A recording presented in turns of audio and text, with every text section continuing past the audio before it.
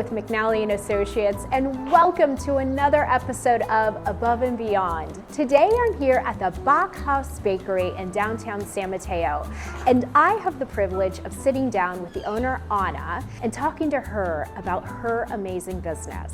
Let's go inside and see how they've created this magic here in our community.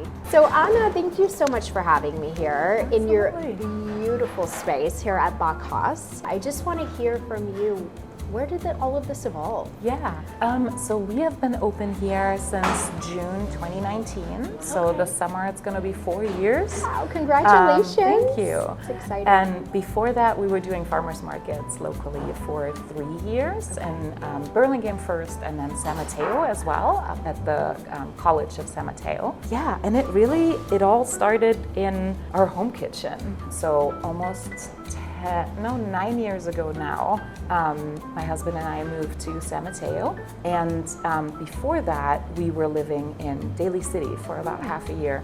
I had always enjoyed baking but never baked bread at home, and I thought that, surely that's something that you can't just do. You need like special ovens or special ingredients, and can't just really bake good bread in a home kitchen. But I did a little bit of research. I got a book of tartine fame, Chad Robertson's bread book. That's what got me started with sourdough.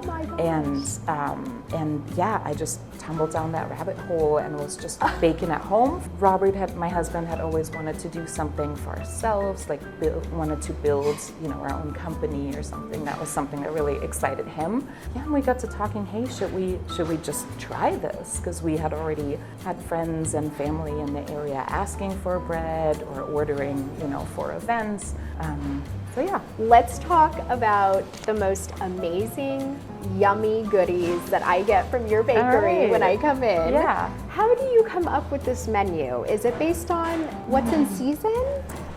We try to definitely get inspired by the seasons, and it's something we want to focus on even more as we continue to grow and evolve. When we first started, most products, I would say, were based on things that were nostalgic to me, products like things me and Robert wanted to eat and were missing and remembering fondly growing up. And I think that has kind of continued on, and now it's also being influenced very much by the team in the kitchen.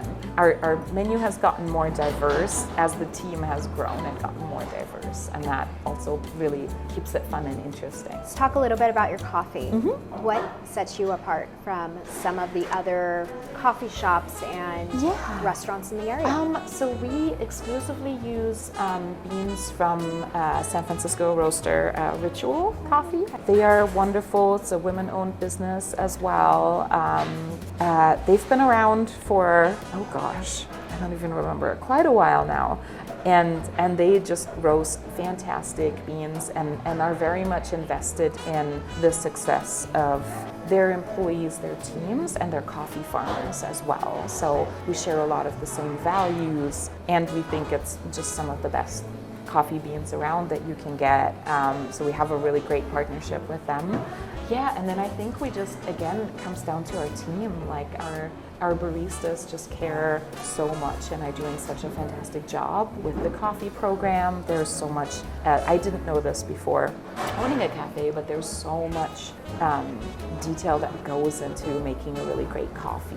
So yeah, they care so much. They're doing such a great job. And again, our hospitality manager, Paul, he really is the person who's creating that vibe that you were talking about in the front, that people are just having such a good time working together. Well, and it goes to show you the bean doesn't have to come from really far away, right? Exactly. I thought you were going to tell me, we have it imported. We're importing Italian coffee. And it's just right down the street in San Francisco. Yeah. Yet really where the science and the magic happens is here. Yes. Again, going back to your staff caring so much about your product and for the customers. Yeah, which is amazing. Okay, so one final question. Here's the big one. How do you find self-care time as a busy mom and a business owner? Yeah.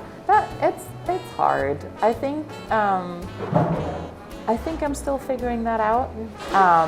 As our daughter gets older, things change, and I think there's going to be more time for me again.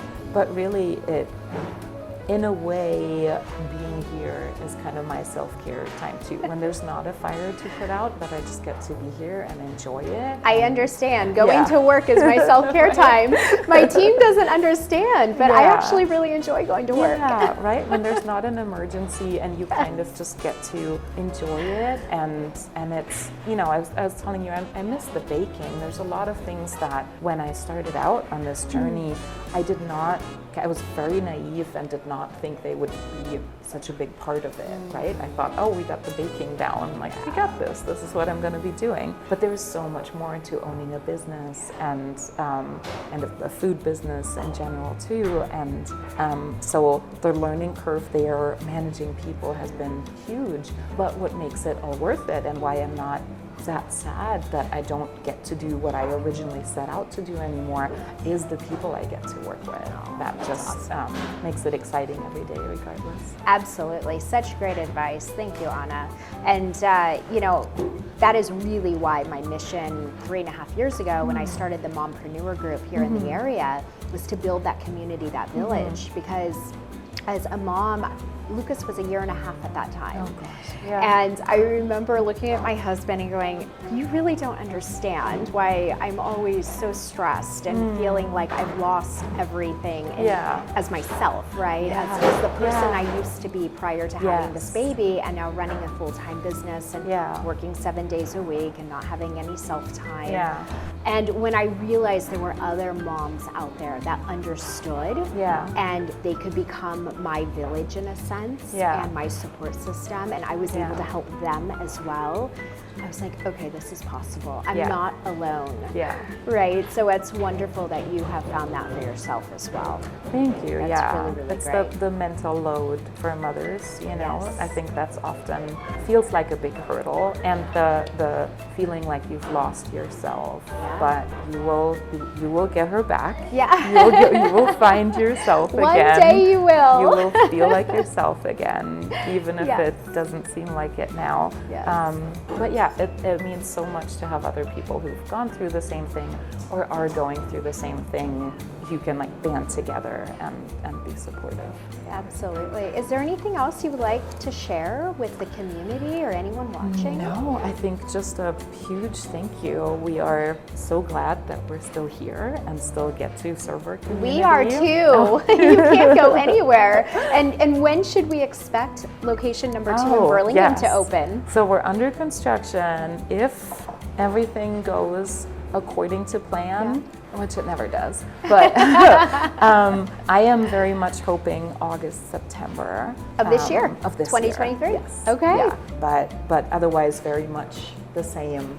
You know, just welcoming, airy, feeling for people. That's great. We're very excited. It's great. Well, stay tuned. Hopefully end of summer, beginning of fall of 2023. Can't wait to visit your new location.